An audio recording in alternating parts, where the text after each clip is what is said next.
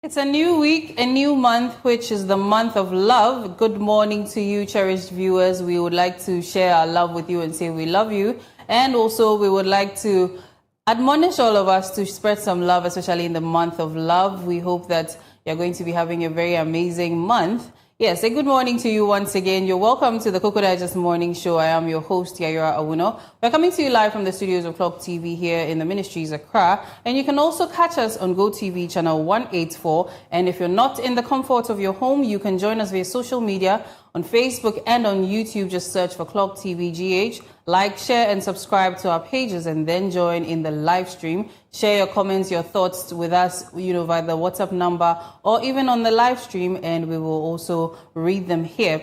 Now, here's what to expect on today's Koko Digest Morning Show. As on the lifestyle segment, we're going to be talking about self-love, loving yourself through the phases of love. This is going to be with a foundation called the Conversations on Women's Health. Now, this is going to be a very, very amazing conversation. And I know that a lot of us think it's all self-love is all about women. But I'd like to entreat the guys, the gentlemen, please do tune in and learn something about self-love for yourself. The online and print review will be extended as it's been for a while. And we're going to be talking about pressing issues. We're going to be talking about certain practices that we need to actually discard in our society. Business and sports will be bringing us news as always, so let's prepare for that. Now, let's get ourselves ready to be motivated for today. The new month of love is here. We'd like to motivate ourselves and our viewers. And today's motivational quote is by Victor Hugo. And it says, to love another person is to see the face of God. To love another person is to see the face of God. Now, Victor Hugo is suggesting that authentic love is one of the most sacred experiences available to human beings. When we truly love someone, we look beyond their surface actions, their flaws, and their changing moods, and instead we recognize their inherent worth. In that moment of deep connection, we encounter something pure and timeless, a reflection of the divine expressed through humanity. This idea goes beyond religion in the traditional sense, and it speaks to the holiness found in empathy, patience, forgiveness, and unwavering care. Love allows us to witness one another in the fullness of everybody, their vulnerability, their strength, and complexity, and still choose them with grace. In doing so, we are lifted beyond ego and self-interest, learning to serve, protect, and nurture rather than possess or control.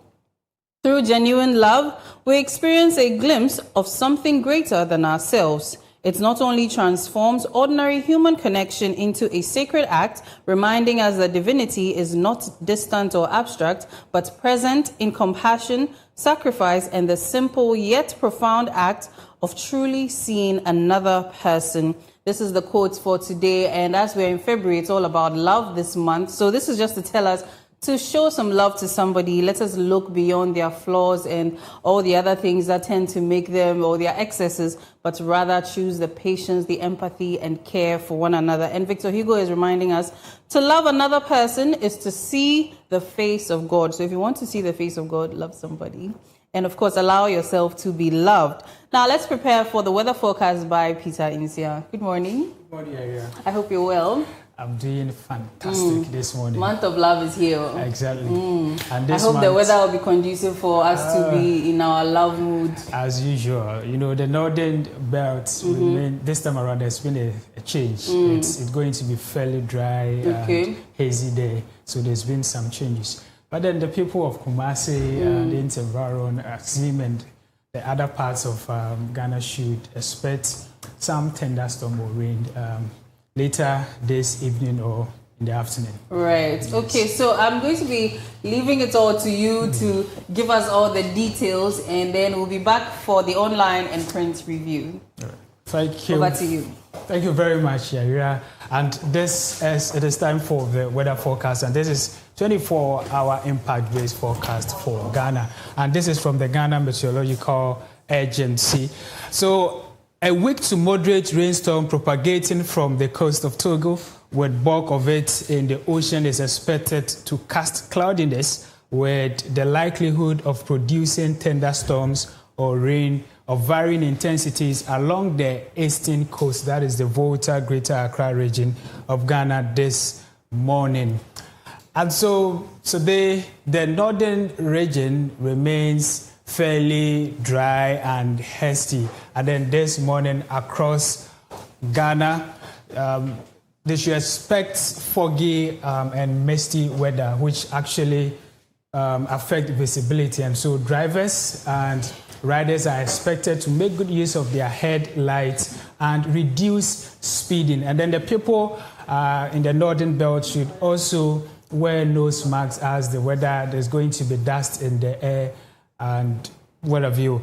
And then as the day progresses to the afternoon, the people in the northern belt, the condition is going to remain the same, slightly hazy and dry. And then as we transition to the southern sector, you're going to experience, or they should expect, localized thunder and rains and the parts of Ho, Ketekrache, Kumasi, Abetifi, the coastal area this afternoon. As the day progresses or advances to the evening, the northern belt remains the same, slightly hazy and fairly dry. And then in the southern sector, Kumasi, Abetifi, Axim, and those environs should also, the possibility of it raining is very high today. And so the people of Axim, Kumasi, Takrade, Aflao, Accra, Salt Pond, Axim should expect a rain this afternoon and then to the evening as well. And then today the sea remains rough. It means that our fisher folks should be extra careful, especially those using the smaller canoes. They should be extra careful because today the sea is not friendly at all. It's rough, so that when they are carrying out their duties, they wouldn't fall victim. And so basically, the weather in terms of the temperature this morning, it's moderate. It's moderate, and then in the afternoon it's going to be very, very hot. And so viewers should take note, take more water.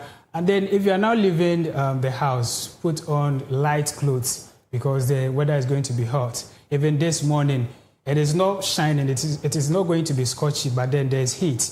You walk small and you sweat. So make sure you get water and wear light clothing. And like I stated earlier, our fisher folks, those in Cape Coast, Volta region, will be carrying out their duties on the sea should take note. They should beware because the sea is very rough. And then, like I stated, those within the coastal belt, the mountainous area, should expect some rain this afternoon through to the evening as well. So should take note and act accordingly. This is all I have for you on the weather forecast today. I'm Peter Nsia. Up next is the online and print paper review. Do not go anywhere. We'll be right back.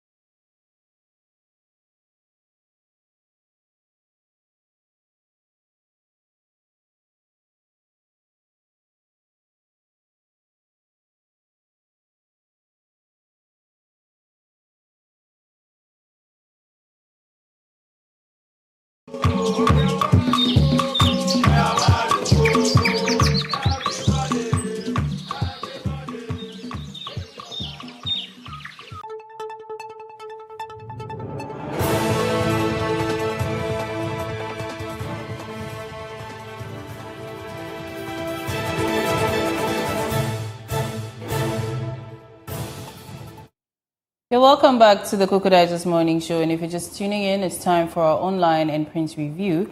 I have my co-host here with me in the persons of Mr. Benedict Nkitia Kwating and Mr. Peter Nsian. Good morning, gentlemen. Good morning. Morning. I hope you're well. Up and grateful. Yes, as usual. I mean, that's the anthem of the gentlemen here. We are up and we are grateful. The Lord has been good. So, But I'm specifically excited because of what this month actually represents. You know, it represents purification, love, and some cultural and health, awareness. So I'm super excited, especially the love aspect of it. I'll get to experience love hopefully because throughout the year has been. I mean, the year just began.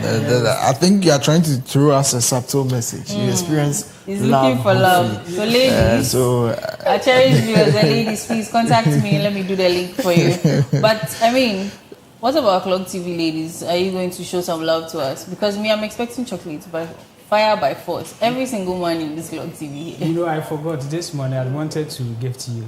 Agatha toffee. That of the red one. I mean, it's love. Love. You know what? This is chocolate month. There's a saying that what you give out what you have. It doesn't matter how small it is. But me giving you something. I mean, that's just for the beginning. So maybe as time goes on, and you pray for me, and then you show me love, I might do bigger things. Okay. I can even get you a Lamborghini. I like what you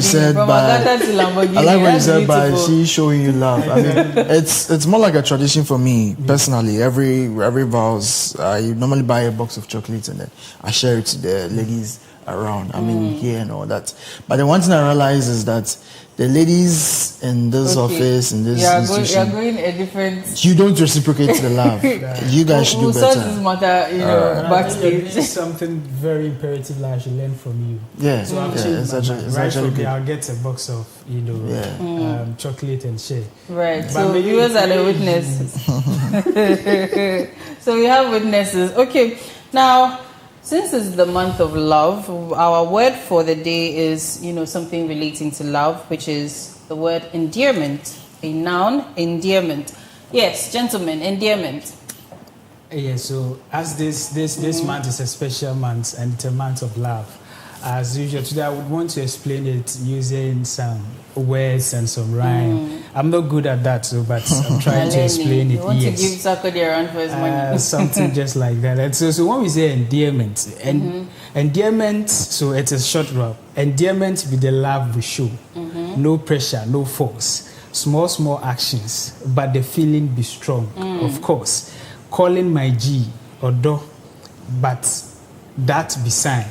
Words and these will make your heart feel fine. From Accra to Tamale, the vibe be clear. Endearment mean affection that draw people near. Let me take it again. Endearment be the love we show. No pressure, no force. Small actions, but the feeling be strong. Of course, calling my G or do, my guy, that be the sign. Words and deeds will make your heart feel fine. From Accra to Tamale, the vibe. So it's basically simple. Sometimes it's weird when you hardly hear people, maybe the opposite sex, addressing, oh, my dear sweetheart, oh, fam. Especially the men. For the ladies, you understand? Most ladies don't do that. Oh, they hardly use of endearment words of endearment. And so it sounds awkward when you hear a lady calling you, oh, sweetheart. It changes the whole narrative. You'll be thinking differently. But there should be something we should be doing every day. Oh, sweetheart, or do, my love, my guy. Even our parents, my son, my daughter. These are words of, affection and all that. Yeah. So it shouldn't be necessarily for your romantic partner alone. So these words should cut across. And then I like it because our producer does that a lot. If we're oh farm, oh my love, sweetheart. You know, it's she does romantic that. Producer. Yes.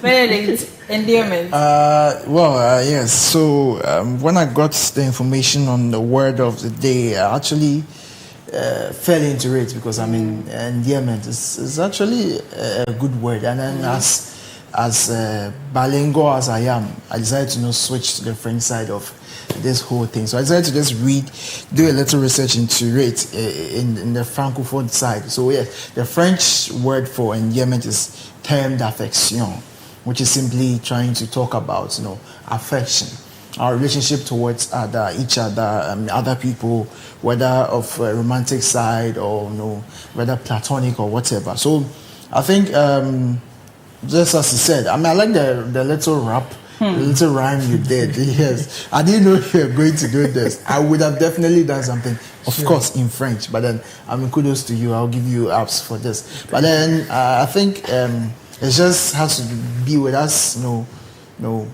falling for each other, protecting each other in ways that we think are best. Showing affection. Exactly. Because that's the word, terme d'affection, showing affection. Like he rightly said, calling each other words or names that shows that, okay, we actually care and all that. People are actually going through a lot. Exactly. So sometimes when you show the little love, it makes them feel appreciated. It makes them feel like, okay, I belong here, I belong to this group. So yeah, that's... All right, thank you so much. So I will go into the more technical part of it. Let's have it displayed again so viewers can see the spelling and the short meaning. A word or action that expresses love. And these gentlemen have gone into detail about how to express the love. We hope to see it in their actions. So an expanded definition here is endearment refers to a word, a phrase, or action that expresses affection, love, fondness, or emotional closeness towards someone. It is often used to show warmth, tenderness, or attachment. Now, let's have a few synonyms. As the gentleman kept mentioning, affection, affection, affection, we also have other words that are close in meaning aside affection. So we have fondness, tenderness, love, warmth, devotion, attachment, adoration, care, and intimacy. All these words are close in meaning to the word endearment. Now, the opposite in meaning to the word endearment, we have indifference, coldness, detachment, disaffection, hostility, resentment, contempt, apathy, and distance. So if anyone is feeling any of these emotions, they are the opposite of endearment and affection or fondness or tenderness. So this is the word for today. We hope that you've learned something, and as the month of love is here, you show some endearment, do some actions or words of endearment to somebody. Now let's get into the conversations for today, as some very strange issues are trending these days. Yes. So I'd like to hear from you, gentlemen. What have you picked up, in our world? Yes, apart from the notable one, that is the MPP's presidential primaries. Apart from that one trending, it has been trending throughout the week and even yesterday. There are other, trending stuff which is very imperative, and I think that viewers should know, because it has over the years, disturbed our educational system very well. Our educational system is such that everything is controlled here in Accra by the Ministry of Education and the Ministry of Education, and then the Ghana Educational Service, which actually operate here in Accra. It means that every activity of our education service is centralized. So in terms of deploying teacher recruitment, postings, and everything is done here in Accra, leaving the people within the the rural areas, the constituencies, and the local areas. And so government, through the Ministry of Education, is doing something new. They are trying to decentralize, localize the activities, the recruitment and postings of teachers to the district assemblies, so that sometimes when there are issues in our schools in terms of teacher recruitment, when there are shortages in schools and all that, they would have to wait for a command from the central government, from Accra, the education service, to, process things before they can get teachers or before they can even recruit and post teachers. And so this time around, they want to decentralize it, bring it down to the local assemblies. And they will be given the mandate to recruit, post, and, basically employing teachers to be able to solve the issues that regards, teacher shortages and all that. And I see this to be a great step forward. Decentralizing and break it down to the local and district assemblies level is very imperative, because they know what is actually happening, the problem they are facing, and they can easily, get teachers to schools that lack teachers, recruit and pay teachers without any haste and then the delay. Because we say that education is the backbone of every country. And so this, I see, is a good step in the right direction, and then we encourage government to do more, and to other sectors as well. Right. Thank you so much for that. Yes. So Benedict, what else did you also pick up? Yes. So going through the trends for the day, I chanced upon a story that had to do with going far up to the northern side of the country, where the Yene police arrested 3 people allegedly impersonating the president's son on TikTok. So, TikTok is one of the most viral social media platforms that people are actually comfortable, expressing themselves and then doing their things over there. Yes, it's age controlled, but then, yes, anybody at any age can hop on TikTok. And then there are these 3 people, 2 gentlemen and then a lady who allegedly impersonating the president's son, and that is Sharaf Mahama. So I saw the TikTok page they created, and the first thing that crossed my mind is, how were these people impersonating the president's son? Because the gentleman is called Sharaf, and the page they created is Sharif Mahama. So first of all, I was thinking, what is going on? Is it that the people do not know the president's son, or they don't know the name, or because Sharaf and Sharif somehow sounds the same, so they thought it was okay, and then they felt like it was him. And I went through the page, and then so that is what is being displayed on our screen. There are parts where some of the videos on the page, the Sharaf Mahama is requesting, asking people who need jobs, who need money, who need assistance, aids, and all that, and then he's supposedly helping them out.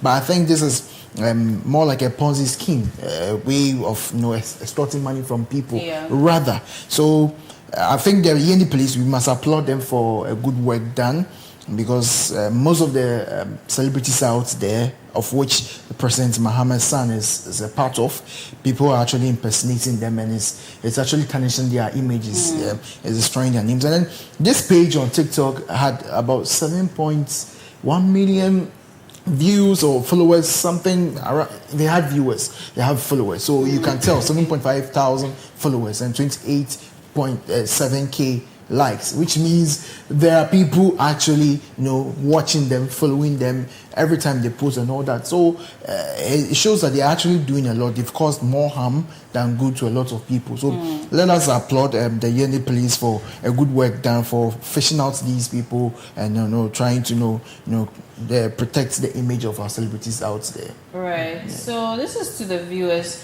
So is this a wake-up call on how we easily trust, or how trust is even abused, or how we easily trust people on social media? Is this a wake-up call for us to start looking into the kinds of pages we follow and the kind of content they put out there? We would like to hear from you. Share your thoughts with us via our Facebook and YouTube live stream, or via the WhatsApp number, and we will read them here. When the phone lines are opened, I will also alert us. So again, I would like to ask, this is the main question, but for us to discuss also, is it that this impersonating issue was only brought out because it was the president's son, or this is something that if you and I here are being impersonated, we would also have police action involved? So first of all, I would like to add to what Benedict said. Actually, we have to commend the Ghana Police Service and the Cybercrime Unit. They're actually doing very well. And lately, if you hear what they're actually doing, clamping down on cybercrime and all of that, it's a very good thing, and we applaud them for the good work. Like, back to your question, it's because, so I will agree to the fact that it's because this was the president's son, because a lot has been happening. And this is not the only offense. Even people who pretend to be people they are not.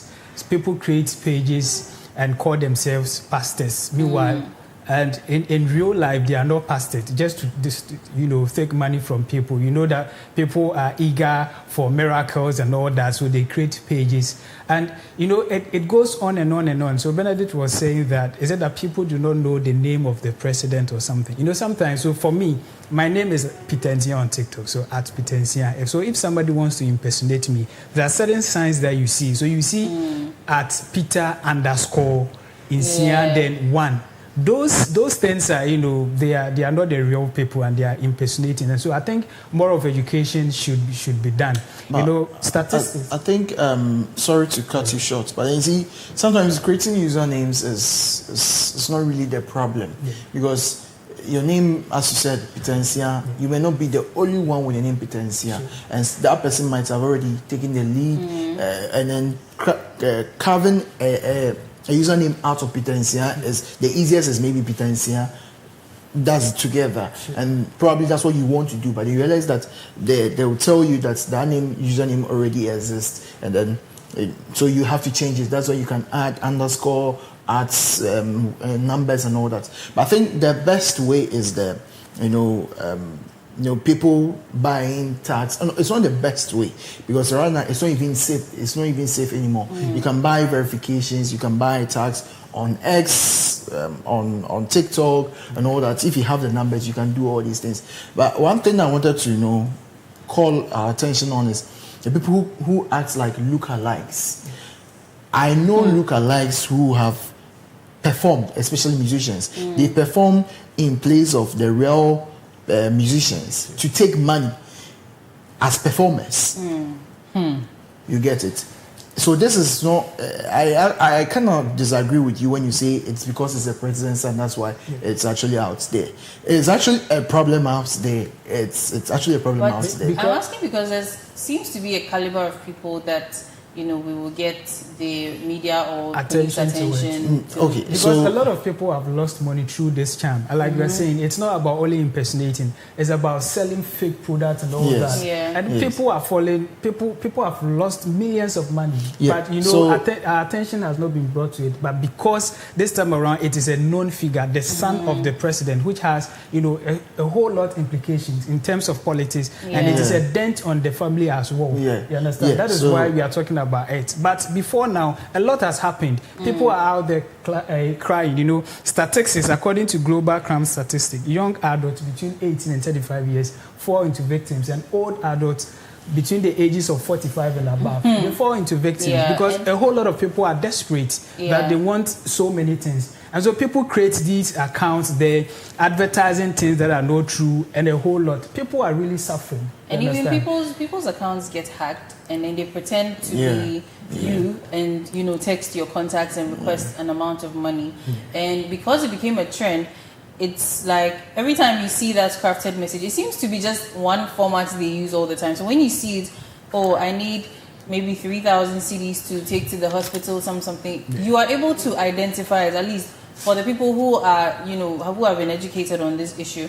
But then also, I want to also talk about the fact that you mentioned that on the platform, he's been asking people who want jobs, things like that. And could it be that the way the average Ghanaian is, so to say, hot, in need of jobs, a lot of unemployment issues, a lot of money issues, could it be that just for the fact that the content that was being churned out, that was the do you need jobs, do you need money, was what drew people's attention to the page that, hey, okay, this is a picture of the president's son, and he's asking us who needs money, who needs job, let me just go and see what will happen. Do you think that could be something that would influence people? It actually is. The fraudsters nowadays are are becoming smart, smart in their dealings. They identify problems, the prevalent problems that is around our environment, the things that are going on, things that people are in dire need of, and that's what they use to bait their victims. Now the problem is that, a lot of people are gullible. Excuse my language, but then it is, and then there are a lot of illiterates amongst us. Even those who are literate still fall victims to these things. Sometimes you may be the smartest person, but the way they maneuver, they hold the conversations with you, you might fall prey to it. Sometimes it is just, it's more like intelligence. They throw questions to you, and unknowingly you respond telling them everything about you without knowing that you are doing that, and they intend to use whatever you've told them back against you. So I think this TikTok thing that has been created is just because they identify that people have seen that the gentleman is very charitable. He's always creating avenues where people will come to him. Those who know him are aware. He creates this avenue where there's organizations, there is this fundraising, this opportunity for us to donate to this and all that. So they realize that, okay, since he has that kind of heart. It stems from his father. He has that kind of heart where he's soft with people. Let us use that opportunity to create that avenue where we know he's like that. So when it comes off that he is doing this, it will not be news. It is normal. It is actually what he does, and this is his TikTok page. But then I think we should also be very open-minded. Why would the president's son create a TikTok page to do his charitable, things, whatever he wants to do? That's the first question we need to ask ourselves when you see stuff like this. But then again, sometimes too, it's not our fault. It's the pressures of life.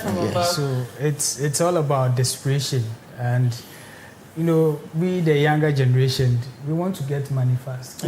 But I want to also say that this is criminal. It is not legal in the country. And so when you look at Criminal Offences Act 1960 Act 29, it criminalizes impersonation. And then we have Cybersecurity Act 2020 Act 1038. It also criminalizes online impersonation, identity theft, using digital platform to deceive people, and what have you. So it goes on and on and on. We should be mindful of our activities and the various social media platforms, and then we should help educate one another. And then you see, the funny thing is that they don't just impersonate anybody at all. They look at, like Benedict said, they look at the well-to-do people, the renowned people, and then impersonate them. And so we should be very careful out there. Right. So let us be very careful. Let's be mindful of the people we interact with on social media and on our phones, and even in person sometimes. But before we wrap up the part one of the online and print segments, let's get into the newspapers. What do you have for us? The digitized or digitalized newspapers. So who's going first? Okay. Okay, so let me just talk about the graphic sports. As sports enthusiast as I am, let me just talk about the graphic sports. So this is about Thomas Partey's career. So on the front page of graphic sports, it's asking, is Thomas Partey's career in limbo? He transferred to the submarines, the yellow submarines, and then in Spain, and then unfortunately, the performances we expected to be getting from Thomas Partey, we are not seeing it, and then it's back from his management that after his contract expires in Villarreal, they are not going to renew it. So it's actually a problem. We are all thinking about knowing that the World Cup is also coming up soon. We are all thinking about the possibility of we getting informed Thomas Partey, but then we hope that he actually signs for a team very soon. And of course we have. Then do you agree with the section of people who says Thomas Partey should have joined the Saudi Arabian League? Because currently we've seen that. This Senegal star, Sadio Mane, and the likes. Lots of players are to take part in the national activities and all that. So you playing at that level doesn't mean that it doesn't necessarily mean that you are out of form. You are washed and all that. Because right now, I think Partey will move to a Saudi club. Per my speculations and all that, I think he will move to a Saudi club. It's just that for now he's having problems, and then you see he has a court case back in the UK where he's still settling it, and the transportation back from Spain to the UK and all that. Think about it. If he has to be in Saudi Arabia, moving back and forth and all, it's still going to cost him extra. So I think he will go. Hopefully, he settles his court case and then he can concentrate more on his football career. Sure. And then let me talk about CK Akono's kids, who are very good footballers too. He's trying to convince them. Actually, he says he's ready to convince his sons to switch nationality to the national team and then play for the Black Stars hopefully soon and all that. So and we have another story that is Saminu turns pro. So yes, this is actually the stories for the graphic sports. I think you can go on with your. So I also have with me Daily Graphic, and on the front page, nation aims for food self-sufficiency. Government, World Bank back food security resilience program. We have what it takes. We have the natural resources to be able to feed ourselves and what have you. And so this initiative, World Bank, it's actually supporting it to be able to reduce imports and create more jobs, which is something we are all calling for, to be able to create more jobs for the youth. We also have Galamsey tax attack 2 Daily Graphic journalists. And then we have Forest Commission set up forest protection camps. And then we have 3 experts analyze MPP's road to 2028. And that is all on the front page of Daily Graphic. You can grab one and read into details the headlines. All right. Thank you so much for that. So if you want to get more on those stories, get to the Daily Graphic and the Graphic Sports, and then you can read more on the issues in the papers. Now, up next is the sports segment, and after that, we'll have the other segments, and then we'll be back to discuss the trending issues. So don't go anywhere. Call a friend, text a friend to join us here. Benedict Nketiah will be taking us through the sports highlights shortly.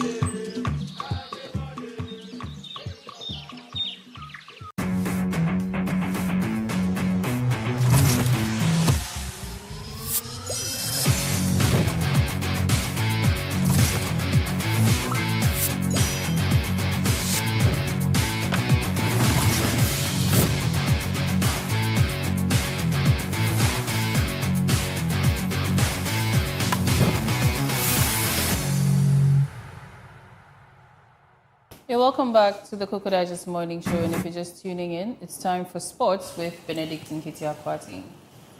Over to you, Zach. Yes, thank you once again. I mean, having actually left my seat. So, yes, let me take you to the world of sports. And, you know, a lot is happening out there. You know, here we bring you nothing but the best in the world of sports. We are covering all the action, both local and international. So, today's stories, we have some local stories, and, of course, we have some international stories. Let me first of all start with the local story that has to do with our very own Asante Kotoko, marking 1 year since the demise of Nana Poli. Yes, so Nana Poli, I don't know if you heard about it. So somewhere around last year, on 2nd of February, there was a game between Asante Kotoko and then Inso Aterman back in at the home of Inso Aterman, yes, where there was some sort of commotion. And Nana Poli, Nana Poli was stabbed during the commotion. Yeah, so yesterday was actually 1 year since his demise, his untimely demise, and then football, Ghana football, and of course, Asante Kotoko came together to remember him, and of course share memories, and then express their condolences again to the families, and then see the best way forward. So yes, yesterday was actually a sad day in the world of sports for the Ghana Football Association. He's actually a staunch member of Asante Kotoko. He's a one-man supporter, let me put it that way. This gentleman alone can stand in the midst of whoever, and of course defend the name of Asante Kotoko. So it wasn't actually a surprise when Otunfo himself decided to take over the family of Nana Poli and all that. Yeah, so a statement made by the club was that he said that we stand together to remember a fallen supporter whose life was cut short by mindless hooliganism, a tragedy that should never have happened. That's the Kotoko statement. The pain of his absence is still felt every day. Poli lived for the beautiful game, and while some hooligans took his life, you can never take away his memories, the joy and the love he brought to the stands. Yes, so of course, we are on behalf of Asante Kotoko and of course GFA, we remember him. He's actually a very good person. I don't know him personally, but then of course, per the stories we heard, he was actually a very good one. And then may his soul continually rest in peace. Let me move on to our next story for the day. So, yes, it's actually good news for the Football Association, Ghana Football Association. So, Wales Football Association selects 4 Ghanaian coaches to attend UEFA B license coaching course. So, yes, 4 Ghanaian coaches have been selected by the Wales Football Association to participate in the UEFA B license coaching course that is being organized back in Wales. So yes, so we have the Black Galaxies assistant coach Godwin Ashite Atram, Black Settlers assistant coach Winfred Dorman, National Under 15 coach Fatau Salifu, and then Hearts of Oak assistant coach Abdullahi Ghazali. Yes, so they'll be traveling to Wales for the program, which is scheduled to run from Thursday 29th to Friday 20th of February 2026. So it's going to take some days, where these gentlemen on our screens will be going through a coaching course, which they will benefit a lot. This is actually very good for the country and of course to our local league, where these gentlemen who participate, who take very major roles in our local leagues, will be out there learning more about coaching and developing their strength when it comes to coaching. So they'll come back home and come and impart upon us whatever they've learned. So this is actually it's not fully funded. It's actually partially funded by the Association of Wales, Football Association of Wales, and of course Football Association of Ghana. So it's actually a partnership, and it's going to help coach development and expand future opportunities for technical exchange between these two football federations. So yes, let me move on to our next story. So yes, Clock, of course, the Koko Digest Morning Show, Clock Sports, Clock TV. We don't just settle in football. We diversify. So here we are talking about the tennis, of course. So just over the weekend, Alcaraz, 22 years of age, he beat Djokovic in Melbourne to complete career slam. So yes, Alcaraz, a very young, promising guy, of course, beat our very own Novak Djokovic, who is actually a GOAT when it comes to tennis. Yes, so he beat him in the Grand Slam, and of course he's the youngest. Carlos Alcaraz is actually the youngest man to complete a career Grand Slam. And it's actually great news hearing that the younger ones are actually taking over from the older generations. So Djokovic is actually 38 years of age, and then he's actually been dominating for some time now. But then the youngsters of now are actually taking over. So Alcaraz beat Djokovic after clinching a 2-6, 6-2, 6-3, 7-5 victory in Melbourne. So he actually it's over 10. You realize that the game was actually going in favor of Djokovic, but then of course the spirit of Alcaraz overtook that of the experience of Djokovic, and then of course he took over and he won the trophy. So yes, congratulations to Carlos Alcaraz, and then for this victory and all that. So let me move on to our next story, which is the last story. Of course, I started with a sad story. Unfortunately ending with a sad story. So this has to do with Anthony Joshua, the boxer, the UK Nigerian boxer, who lost his two friends in a car accident back in Nigeria when they came to visit. So yes, Joshua pays emotional tribute to friends killed in Nigeria car crash. So yes, Anthony Joshua made a 6-minute video where he expressed, how sad he was, an emotional video over the death of his two very close friends, Sina Gami and then Latif Lat Ayodele. Yes, so these two gentlemen were with him when their vehicle collided in a stationary track on a major road near Lagos. So yes, this is his friends on our screen. So yes, unfortunately they lost their lives in the accident. Joshua also sustained some injuries. Fortunately, it wasn't that major. It wasn't any major injury. He's back on his feet now. But emotionally, mentally, he's been affected. It's actually sad, to be traveling back home with your friends, very close friends, and then for them to die just like that because of recklessness of some drivers leaving their vehicles on the road without any road sign, any sign, anything to tell incoming cars that there is a problem out there, or there is a car that has been stopped out there and all that. So unfortunately, he's a victim of the recklessness of some of us drivers out there. I think we are going to do our best. We are going to do the best out there, because this is not a good image, especially for Nigeria. I'm making it personal because it also happens in my country, it also happens in Ghana here. But then fortunately, we've not had any incidents where we can talk about. It's just that it happened in Nigeria. So in the video, he said something I would like to just go over. So he added, "One day my time will come and I'm not scared either at all. It's actually comforting knowing I got two brothers on my side. On the other side, I've lost people before, but I don't think I've lost people like that. My left and my right." So these were people that were very close to him. In the video, when you watch the video, you can tell that he's actually sad, and then that he's lost his very close friends. But I wish him the best. Hopefully, he recovers and he bounces back to his boxing career. We know he has some games coming up, and then we hope that it will not affect his career. So yes, Vera, thank you. This is it for the sports update segments. Well, our condolences go to the families of the deceased, and of course their loved ones, like Anthony Joshua as well, and also the supporter Nana Poli of Koko. Thank you so much for the updates. Up next is the lifestyle segment. Do stay tuned.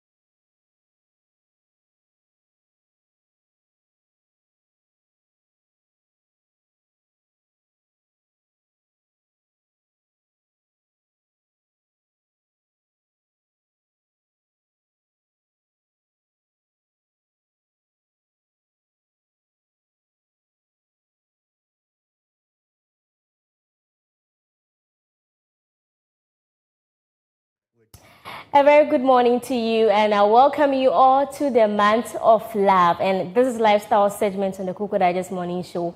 My name is Bevelyn Annabelle, and today we are talking about something that touches every single one of us, our well-being through different stages of life, and we are learning to, love ourselves at every age. People pass through the stages as they grow, and each stage comes with their own physical, emotional, and mental needs. And that is why we are taking care of our body, our mind, and emotions at every age. Is really necessary. But one thing that always, remains constant in all of this is how we care and value ourselves. And so to help us, understand this wonderful, topic is Esther. Hello, Esther. Hi, Beverly. How are you doing? I'm doing well. Thank you so much for having me here today. It's good to see you. It's good to see you too. So this morning we are talking about a very, very, important issue. And we would like to start when we talk about self-love. What is self-love? Okay. So once again, I want to say a very big thank you to you and to the production crew for this opportunity to be here today. I'm really excited to be here today because this is a topic that is near and dear to my heart. Because one of the most important relationships you can have is the one you have with yourself, with your own body. So I started Conversations on Women's Health, my initiative, because I experienced firsthand when we are not taking care of ourselves, when we don't have that relationship with ourselves. And what I've learned is that self-love isn't about looking in the mirror and forcing yourself to like what you're seeing. It's rather about understanding how your body works, honoring what it needs, and advocating for yourself in all areas of life. Yeah, thank you. So why do many people, struggle with self-love? Yeah, I think that many people struggle with self-love because it looks different, and we've been taught in society to push through things. When you are going through difficulties, you are taught to push through, especially for women. Women are taught to push through pain because it's like a normal thing in life. Women are taught to push through when they need to rest. They are told to just push through because you are a mother, you are a wife, you are a daughter, you have responsibilities. You can't give yourself any time to rest. Yeah. But then I would like to find out from you, is self-love something that we are being born with, or self-love is something that we learn at every given stage? At every stage of our life, we are supposed to, learn something new. Because when you look at, from childhood, when it comes to the adolescence to, young adults, throughout to old age, do you think self-love is something that we are supposed to learn, or we are just being born with naturally? No. So like I said, even if you were born with it naturally, society makes you begin to kind of forget it, right? Because you are taught to just hustle and grind and all that. But at every stage in life, self-love requires information. You can't love and care for your body if you don't understand how it works, if you don't understand what you are going through and how to get out of what you're going through. And that is why health literacy is so critical and so crucial. Okay, so you spoke about society sometimes, pushing us, tight in their corner to the extent that we don't even give, the right love, or we don't give like the love we need for ourselves. What do you think society can do, especially when children are being born into the society? What are some of the things that they can do to, group them to love and value themselves? Okay.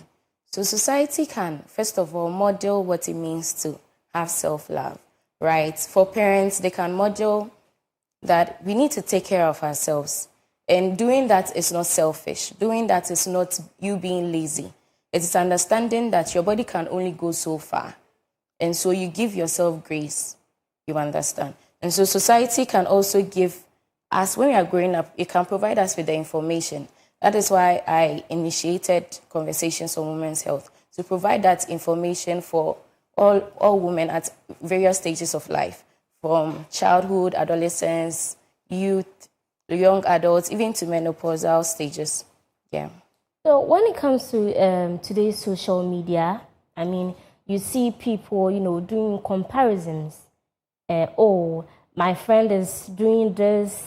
I feel like there's a setback. I'm not even able to move on. Do you think self-love has a role to play in all of that? Because we've passed through the various institutions when it comes to society. We go to school, we go to churches, we see people progressing, and then you sometimes people even ask themselves, is this really me? Why is this happening to me?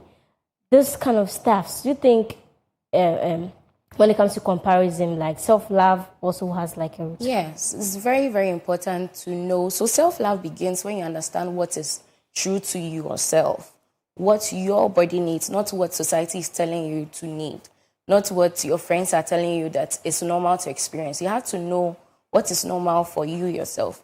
So as a woman, it's even very important to track your menstrual cycle, to track how your body changes as you are growing up.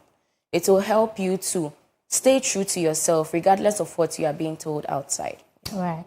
Now let's talk about, self-love and then relationship.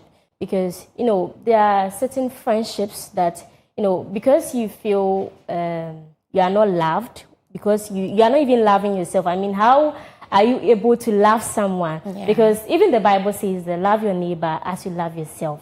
Don't love your neighbor more than you love yourself. Yeah. There's certain relationships that people, pour so much into it. Yeah. But then at the end of it, so how would you, figure the two out? Yeah, that's a really good question, because you can't pour from an empty cup, right? Yeah. And you can't also give what you don't understand. Yeah. So first of all, you need to understand yourself. You need to give yourself that grace. You need to take that time off to reflect, to be true to yourself, to understand what am I going through?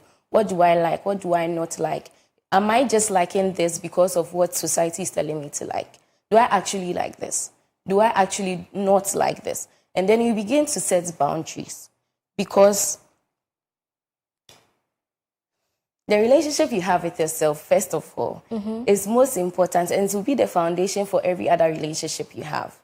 And so if you are not true to yourself, if you don't even understand what I like, what I do not like, it will turn out into people pleasing. It will turn out to you are always bent out because you are always trying to please everybody around you except yourself. You understand? Okay, but do you think it has to be, selfish? You have to be selfish when it comes to loving yourself. So self-love. Because I've seen situations where, people are going through a lot, especially when on the part of families, that the firstborns, they feel like they have, so many responsibilities. And they feel, you just talk to them and then they feel like, oh, because the person is my family, I'm going through a lot. They've helped me, you see. And there are some parents that, they like to blackmail their children emotionally. So with someone like that in the society, how will we be able to, to talk that person out of that situation? Because they feel like, oh, yes, this is my parent, this is my family. They saw me through school, they saw me, they literally like brought me up in society. Instead of me focusing on myself, let me just divert everything, all the love, let me just pour it into them. At the end of the day, they tend to deny themselves of the actual love that they have to give themselves. Someone like this in the society, how are you going to, talk that person through that self-love?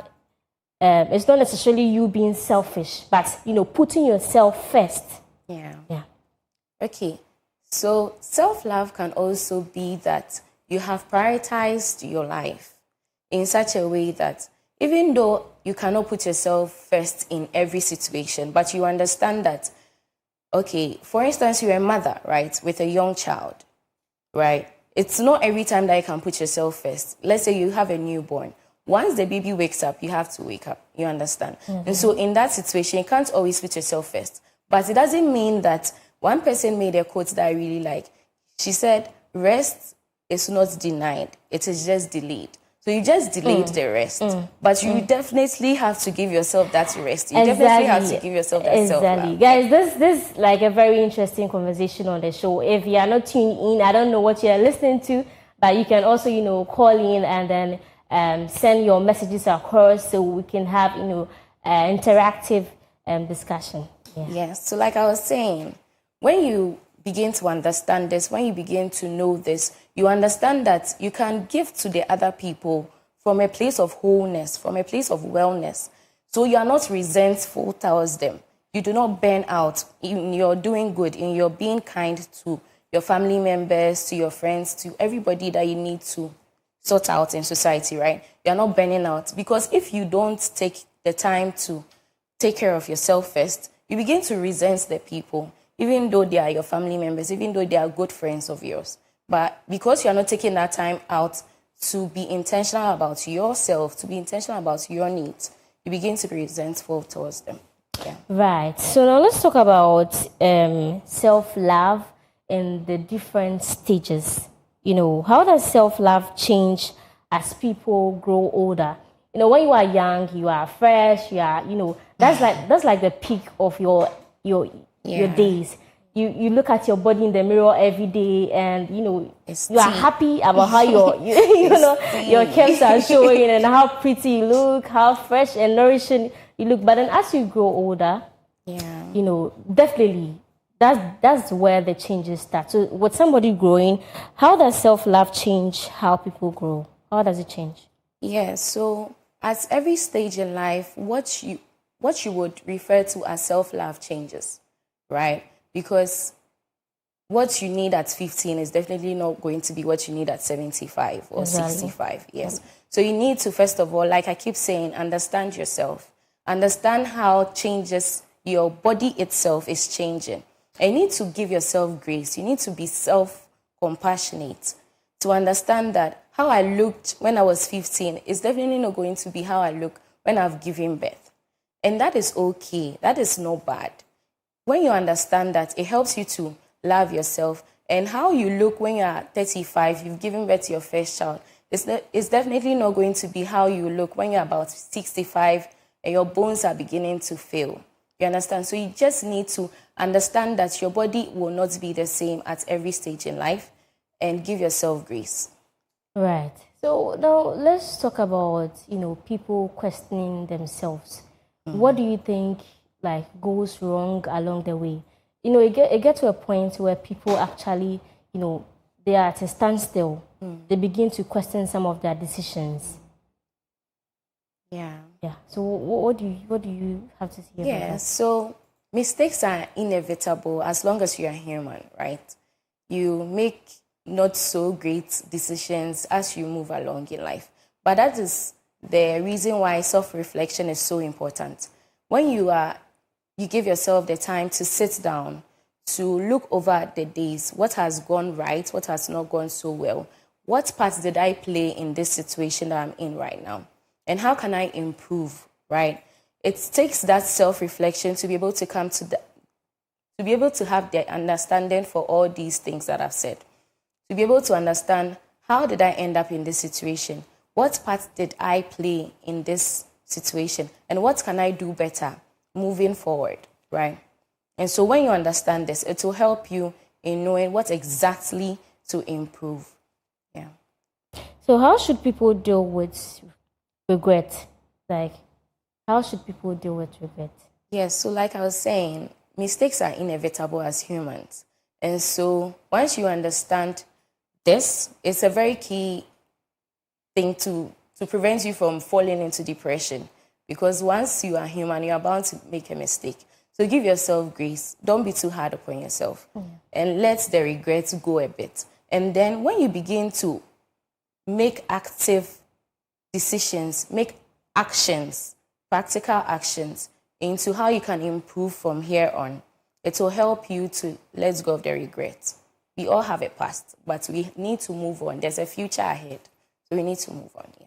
Right. So what are some of the healthy practices that one can, do to value or love themselves? Some of the healthy practices. it doesn't matter like the age. Yeah. Okay, so first of all, I'm very interested in women's health. And so that is where I would go. So I would advise that we begin to track our cycle. The cycle is not just when you had your period. It is the whole entire month, basically. Because as a woman, you are not a linear person. Your emotions, your hormones, your energy level is not linear. It's not on a straight level. It goes up and down. It flows. And that is normal. So when you begin to understand this, it will help you to work with it rather than you fighting your body. When you need to rest, you are fighting yourself to push harder. That will not be. You just burn out eventually. And when your stress levels are high, it just causes your hormones to fluctuate. And it makes everything even worse. And so that's one main thing I would say you should do. Track your menstrual cycle to understand what is going on in your body. The next thing I would say is that reflect on your healthcare experiences. When you go to the hospital and you're explaining what is going on in your body, don't just accept what you are told. You know what is happening in your body. And so if you feel that the doctor is not listening to you, advocate for yourself, right? Ask questions. You have the liberty to ask questions. I think a lot of us don't know this or don't do this. You have the liberty to ask questions. So ask questions. If they tell you something that you don't understand, you have the right to say, please, could you explain further?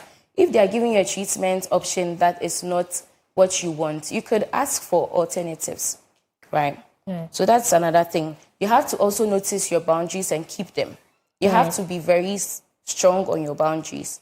When you need to... I realize that in this, part of the world where we find ourselves, people think if you know what you are about, if you like people see you to be, they say, oh, this girl, like, she has pride, that's what, especially when it comes to the older generation, like they see someone at a certain age, like a younger age, trying to, oh, I know what I'm about, so let's go with it. They say, no, do you get it? So sometimes this petty, stuff, like, creates, it will make you feel a certain way. Yeah, it's true. So you need to be kind in setting your boundaries, but you need to be firm on those boundaries because nobody will do it for you. So are we supposed to do it in a way that will not make us, sound disrespectful? Yes. Because honestly, I have faced that several times. Sometimes I feel like it's about how you communicate that as well. Yeah. So do it kindly, but be firm about it. That when you say no, be firm about the no you are saying and be kind about it, right? If somebody is asking you to go a mile or two and you can only go a mile, kindly and respectfully say you can only go a mile. You can't go 2 miles. You understand? So, right. So what lessons can self-worth what lessons about self-worth can the younger generation learn from older people? Okay. So this is very, very obvious and this is very important. As young people, sometimes we begin to feel as if we have all the information at our disposal, so we don't need to listen to anybody again. Yeah, because the older generation has not only gone through life experiences socially, but their body has also changed so drastically. And so they'll have the wisdom to tell you where they went wrong so that you can prevent yourself from going the same direction. If when they were young and as a young woman, they weren't taking folic acid, for example, supplements every day like you're supposed to, they would tell you because it affected them when they were pregnant. It affected their fertility issues. And so when you learn this from the older generation, it really helps you. It puts you in shape. It shapes how you experience life. It ensures that you don't also get to the same place and have the same experience. Yeah. So I would like to know, what advice would you give to someone who, have been through all the stages of life? They didn't pick the, self-love right from when they were little or when they were a child. Now they've grown. They've, I don't know how to put it for you to get well, but they pass through all the stages of life, and now they don't see their value. Do you get it? I feel like there are certain people, like they are always compressed. Oh, let me just go with what this person is saying, not putting themselves first. And it has affected them through all their life till now. In terms of choices, in terms of family, in terms of everything that has to, do with life stages. And now they're at a point where they feel like they don't even fit in the society again. What advice would you give to someone like that watching us? This is a deep question, and this is a deep one. I believe that no matter what age you are, you can still have self-worth. You still bring value to the society. You still bring value to your family. You still bring value to your friendships and to all the relationships in your life. It's never too late. Unless you are dead, I believe that as long as you are able to wake up every day and have breath in your lungs, there's another opportunity to do better. There's another opportunity to go again. That's a key phrase in some of my circles. We go again. We go again.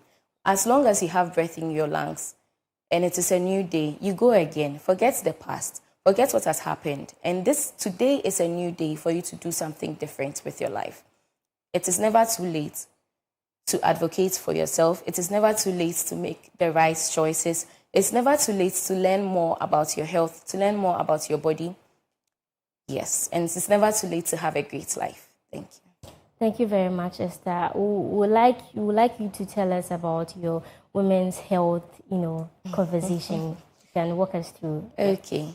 So at Conversations on Women's Health, we include all women of all ages because health literacy does not have an expiry date. You deserve accurate information and quality healthcare, whether you are 15 or 75. And so we have made it our goal to increase health literacy among women by at least 50% by 2027. So this is our goal. And we do this through social media content. We also host monthly live sessions where we create a safe space for you to have conversations about your health, for you to be able to ask questions with the experts to give you the right answers, because we understand that information overload is also available. There's so much information in the world, on social media, on the internet about women's health. And so sometimes it can feel overwhelming to know which one applies to you, which one is important, which one is accurate even, because there's so much misinformation as well, which one is accurate. And so we've created that platform for you to have accurate, reliable, and a safe space for you to have that conversation. Yeah. Thank you very much, Ms. Esther, for sharing your wisdom with us. And we would like to, have the birthday celebration for today.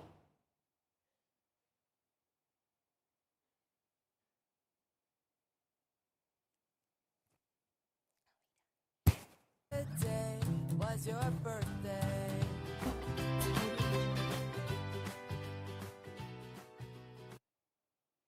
I heard today was your birthday.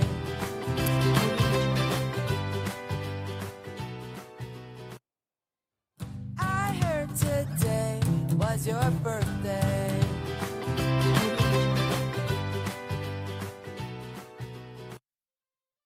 I heard today was your birthday.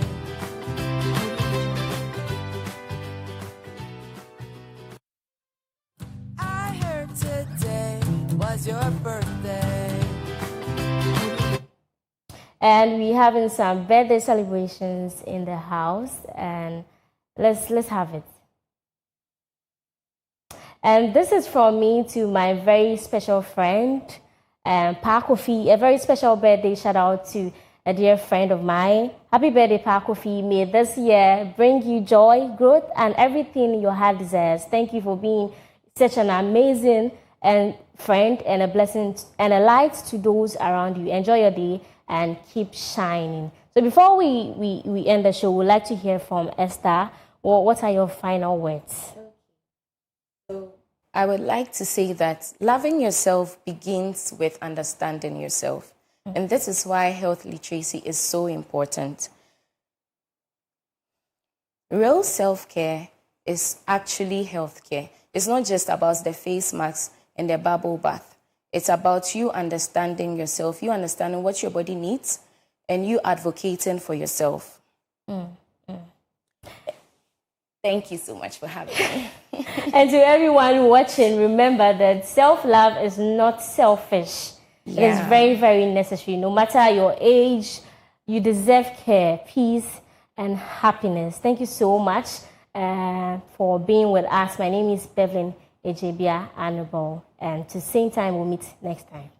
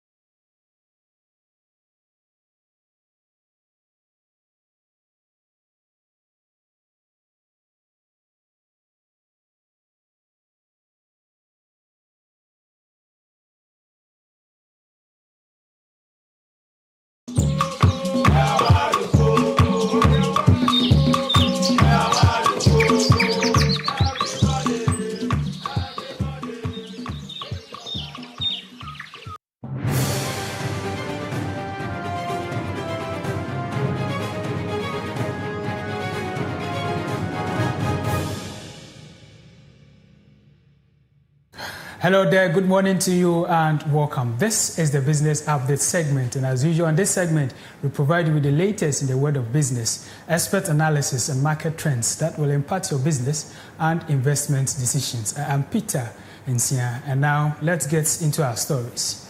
Fuel prices are set to increase due to the depreciation of the Ghanaian cedi and the rising cost of crude oil. Experts highlight that the cedi's decline against major currencies has exacerbated the situation, leading to higher import costs for petroleum products. Additionally, international crude oil prices have surged, contributing further to the anticipated price hike at local pumps. Fuel consumers are warned to prepare for potential increase in transportation and goods price as these changes take effect. Analysts suggest that the government should implement measures to stabilize the currency and mitigate the impact on everyday citizens. With this economic pressure, many Ghanaians may face challenges in managing their budgets as fuel prices continue to rise. Overall, the situation calls for urgent attention to protect consumers from flaunting fuel costs driven by external market dynamics and currency volatility. Away from fuel prices, let's turn attention to T-bills. The recent T-bill auction conducted by the government saw an impressive demand, with total bids exceeding the target by 144%. According to the Bank of Ghana, the bids totaled approximately 17.1 billion Ghana cedis, while the government accepted 12.3 billion Ghana cedis. Most of the bids were for the 364-day bill, amounting to 6.54 billion Ghana cedis, of which 5.9 billion was accepted. Bill attracts 5.9 billion Ghana cedis in bids, with 2.7 billion Ghana cedis accepted, and for the 182-day bills, bids reached 4.6 billion Ghana cedis, with 3.5 billion Ghana cedis accepted. Interest rates across all maturities decreased following a 250 basis points in the policy rate by the Bank of Ghana. The yields dropped to 10.82% for the 91-day bill, 12.38% for the 182-day bill, and 12.82% for the 364-day bill, reflecting a downward trend in borrowing costs.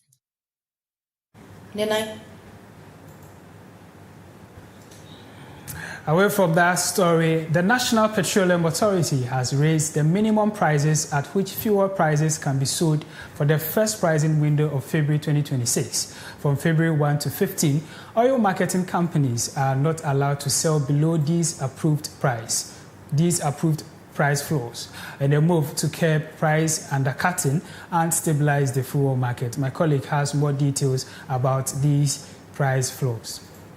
Petrol now has a price floor of 9 cedis 99 pesos per litre, up from 9 cedis 80 pesos. Diesel has seen a bigger increase, with a new floor of 10 cedis 95 pesos per litre, while LPG has been set at 9 cedis 5 pesos per kilogram. State-owned GOIL has already adjusted its prices, selling petrol at the floor price at selected stations and expanding its discount network nationwide. Diesel prices have also increased, though regular petrol prices remain unchanged. Market leader Star Oil is also retailing petrol at the floor price, with diesel and premium fuel products selling at higher rates at some stations. And now let's turn our attention to the currency markets.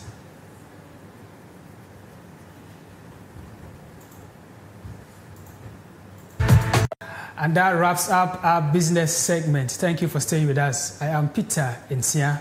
Do not go anywhere. We'll be right back with the second segment of the online and print paper review. Stay with us.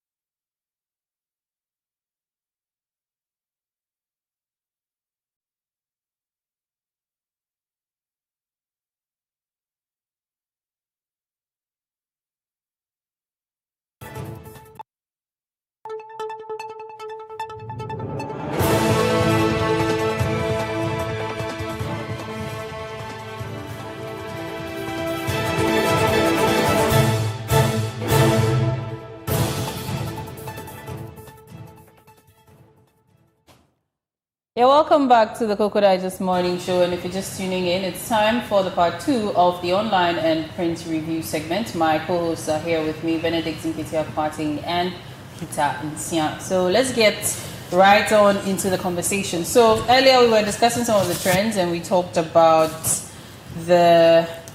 What exactly did we talk about in the first one? That was... Which of the issue? Remind us. The Yendi police arrested people impersonating. Arrest, yes, the impersonating issue and cyber fraud that people tend to indulge in. So, what else did we pick up, as the weekend went by? Okay, so let me just come in. Let me just chip in. So this has to do with AMA. So our very own the Metropolitan Assembly, Accra Metropolitan Assembly. So they've started a decongestion in most of our markets around.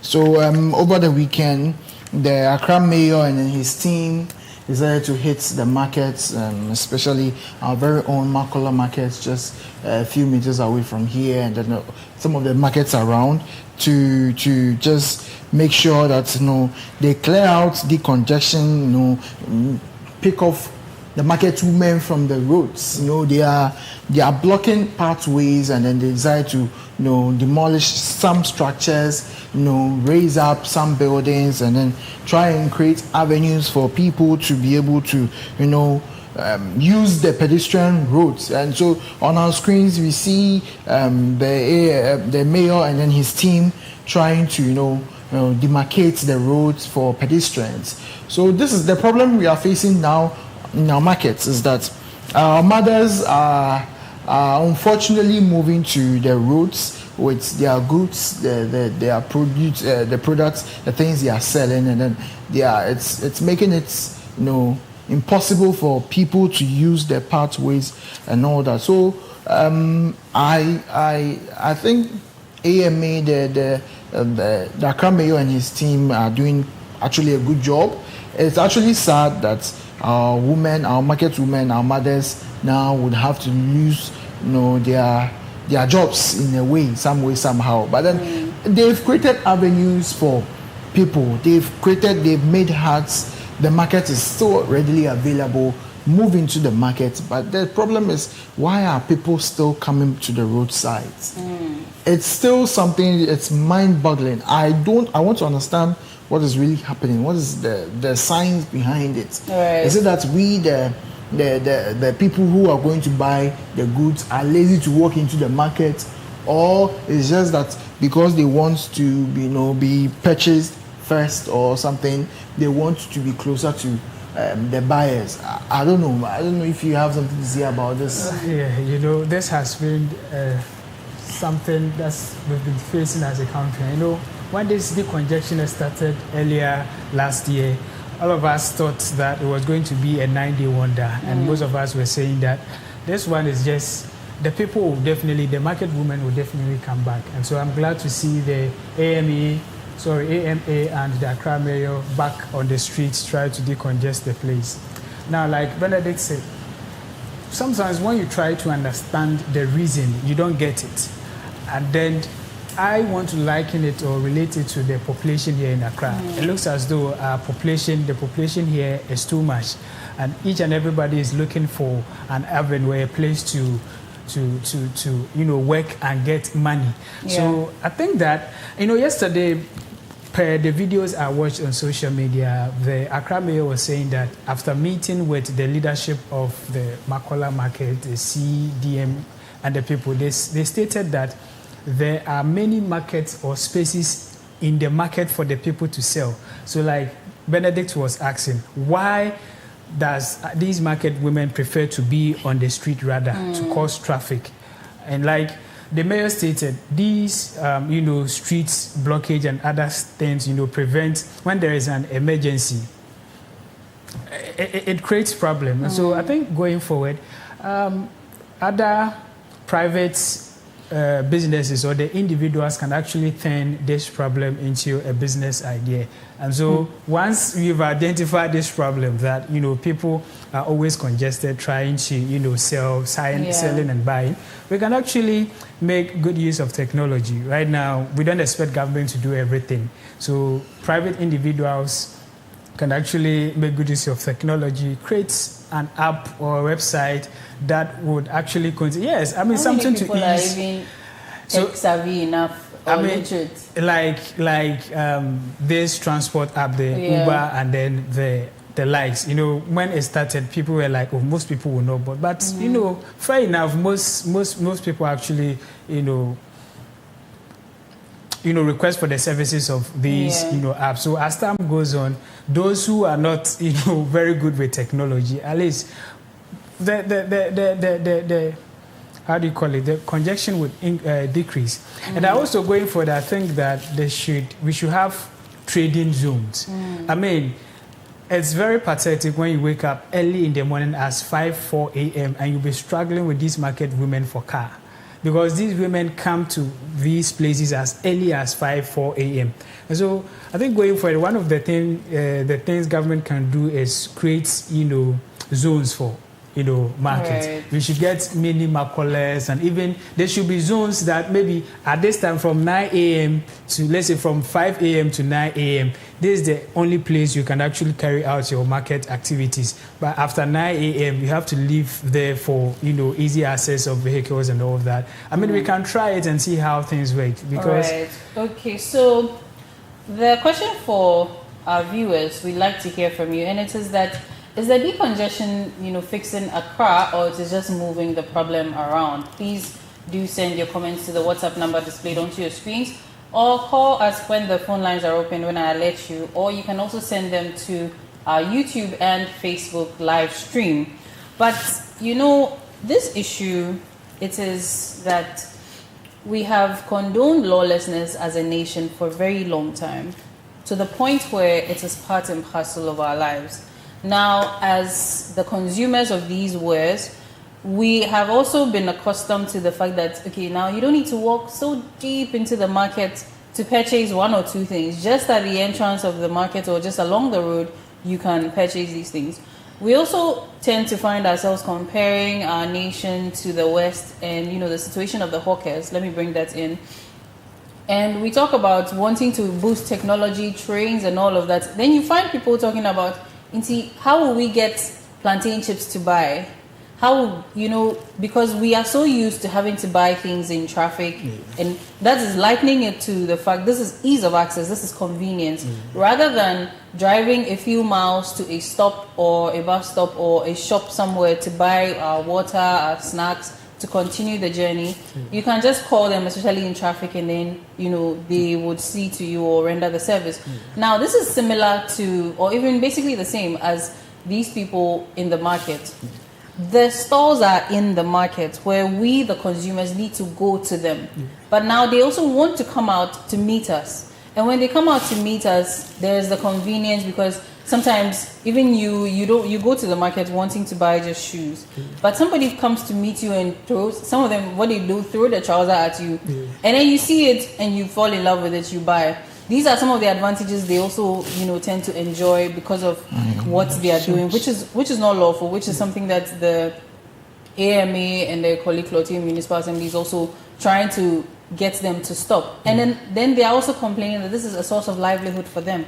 I think when I was reading about the story, somebody said from about 3 a.m. since he came to work, he's not been able to sell anything. Some of these people also complain that when they go inside the market, or when they go into these beautiful stores that have been built for them, nobody comes to buy, but outside people do. So it's more about maybe re-strategizing, and then we ourselves as Ghanaians, the consumers, we need to also desensitize ourselves about the fact that this convenience issue is also causing Accra to be overcrowded, polluted, congested in all kinds of ways, and the ease of, flow when it comes to movement, the cars and the people, is also quite hindered. So we also need to think about that, and then be also able to decide that, okay, I need this is where I'm going, I have to walk this amount of time. And it's true, all of us can attest to the fact that sometimes having to go deep into the likes of Kantamanto is tedious, especially under the sun. But when you meet them just, walking about by the roadside on the pedestrian walkways, you just buy from them quickly and then you enter a car and go home. It's like, you're gone. Getting inside Kantamanto becomes tedious because the people have decided to sell on the pathways. Let's say if they are not around, it will be very easy for you to drive, get closer to the place. It will be just a walking distance. And that's why I said, we all love convenience. How then do we turn this problem into, some business opportunity? I'm still dwelling on the business opportunities because, like you rightly said, it takes time. The stress you go through before you're able to buy something from people and look for. I think also we can have demarcations like. This is a clothing area. This is the food area. This is the so and so. So with the demarcation part, I think in the video that played, we saw the mayor painting red line. So it's actually the roads have been demarcated in such a way that traders are not supposed to cross the red line. So when you go to Accra today, you see the red lines on in the marketplaces, CBD and the Central Business District. Yes, you find the red lines that it's been drawn on the ground. So traders are not supposed to exceed that line. And then there are agents around making sure that people do not flout these routes.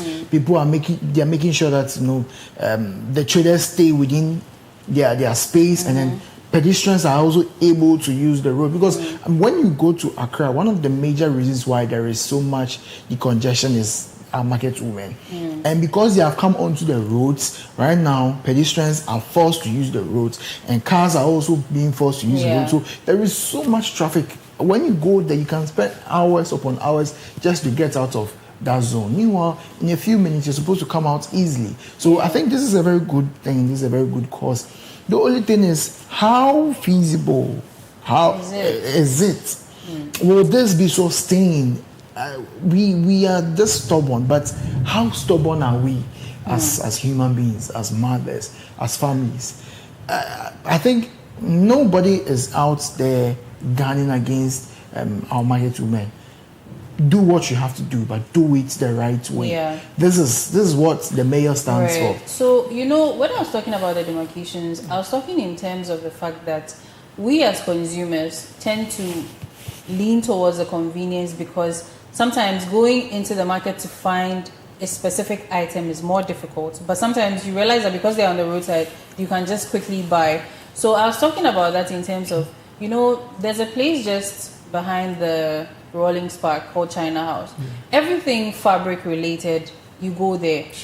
From funeral to outdooring to your all kinds of fabrics, you can go there mainly. But when it comes to a few other things, there aren't some specific places you can go to buy them. And maybe if that has also been put in place, then you see that consumers will not be feeling like, I don't want to go in Rome to find maybe this cosmetic shop or this and that, but because I know that, okay, when I walk 3 meters away from this building, I'm going to the cosmetic market, you'd see that people would no longer rely so much on the people along the roads, where they would also feel like they are meeting the needs of their customers. Then they would tend to also obey the rules and go into the market and sell where they know that consumers will come to them. Or what do you think? Actually, there is. There is. In the marketplaces, especially Makola, there is a spot where you know that when you walk into this place, you get this specific of goods.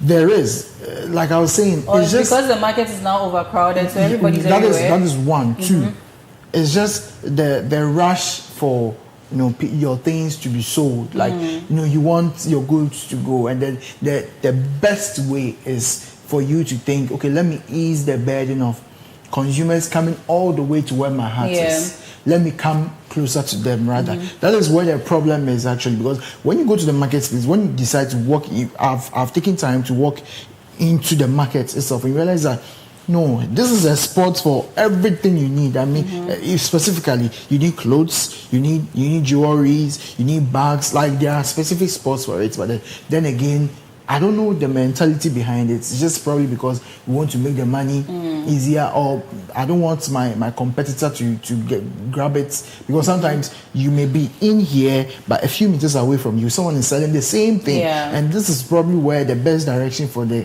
consumers to come in. So let me just move closer to them instead of stay and then wait for them. So yes, there is actually, but just that it's a bigger problem. It's become a mess now. It's a bigger problem. And then the funny thing is that those who sell on the pavement, when you compare the prices to those who are inside the market, there are differences. It looks as though those who sell on the pavement kind of charge exorbitant prices as compared to getting paying for the convenience. You understand? But so the thing is, let's also look at another aspect of it, is that why is the demand so high at the central business district? And why is also what is the reason why these market women, if stores are available inside they do not want to go there, apart from the ones that we've mentioned? Is it about affordability, or there are limited, shops within that side, and that is why most of these women are forced to come outside there? Do they have groups? Do these women pay taxes? Who do they report to? They rent the shops or something, and maybe some don't want to pay the rent, they'll rather sit under the sun. So that boils down to the law enforcement. This is what we want to achieve. If you go contrary to it, you should be punished, you should be fined and all that. And so, I mean, it becoming very disturbing because, walking around Accra and its environment, the issue of getting robbed is also quite rampant as well. But not to dwell too long on this issue, let's move to the next one, which is that the residents, there are some residents that had a clash with a dawn preacher who was using a megaphone early in the morning, I think the early hours of between 4 and 5 a.m. And it's basically that the person was disturbing public peace or making too much noise at such a time. And yes, it's drawn some conversation on social media about the fact that, yes, we get that you're trying to preach salvation, go ye therefore into the world and all of that. But to what extent, or at what point do we also try to, draw a line between noise and, preaching? Because we are, the Christians are emulating Christ, but did Christ go around screaming into a megaphone for people, or even at the top of his lungs? Let's say, since we know that there weren't any megaphones at the time. And even sometimes we find this happening in the public transport buses. And some of these preachers even abuse you when you don't respond to them preaching. So what are your takes on this quickly before we get into the next one and wrap up? I mean, sometimes people do forget that there are, noise control regulations. And I just want to make this. It's not that if you approach someone who is preaching to reduce, it doesn't mean you are Satan or you are Satan's son or daughter or something. Freedom of worship does not mean freedom to make excessive noise. So if your activity disturbs people in their homes, the law can step in. And so for an example, you can't be making noise in residential areas. People go to work, they are tired. They come and they expect to sleep. Their kids are home. They are supposed to do their homeworks. They are elderly ones. That's why we call the place residential place. You can't go there and make noise. So the EPA has actually divided, Accra and major towns into zones. You have zone A, zone B, and then the level of noise you can actually make during the day and then in the evening. People seem to forget about that. People hide behind the fact that they are preaching the gospel and so they are allowed to make noise. When you go to some areas, as early as 4 a.m., people use megaphones, loudspeakers, and let me say noise, because sometimes the message that people are preaching, like targeted something. There's one in my area.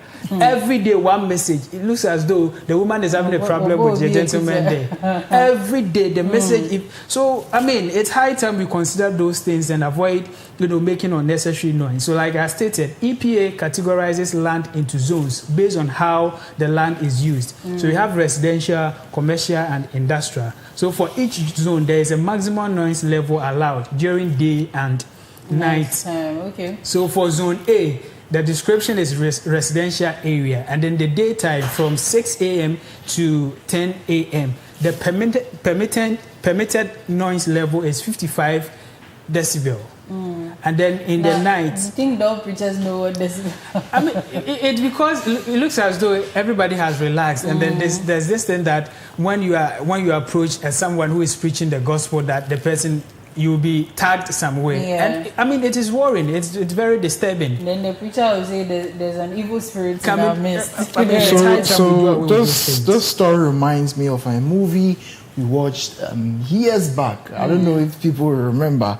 So there was a movie featuring starring Fred Amugi and then Santo, the late Santo, where Santo was actually a preacher. He was preaching behind the house of Fred Amugi, who was a gangster, and then Fred Amugi came out first to come and warn him that he shouldn't be doing this behind his house. He should move away. I mean, of course, him being knowing what he's doing and all that, he felt like, okay, this is targeted and all. And then for the second time, I think the third, it's been a long time, I can't really remember the details. And then Amri came out and he was holding a gun, and he told Santo that he's going to, because he wants to get closer to God, he's going to kill Santo, and then when Santo gets to God, you tell God that he has brought him closer to him. This is just, I'm not saying, pull out a gun on the preachers, but then things like this can happen. Yeah. When you're disturbing the peace of some people, they can just, because especially if you are on their property, and people turn out to send warning signals to these kind of preachers. I've had encounters and all that. The message is important, but how you deliver the message, when to deliver the message, where to deliver the message. It's as though because you've been asked to go and do this, you just want to do it anyhow, anyway, anytime. But no, even the Bible, God has structured his way of doing things. You didn't find Jesus, who is the best preacher of all, going around at dawn preaching in people's homes, shouting at dawn. No, it was structured. It was designed. Yeah, he had sermons. It was designed in such a way that it will get to you, and it will get you at a time where you need it the most. I think preachers out there, like my colleague said, sometimes in the bus, someone will be preaching and then you are busily concentrating because maybe you have work, you have an interview, and then they are coming at you because you are not paying attention to them.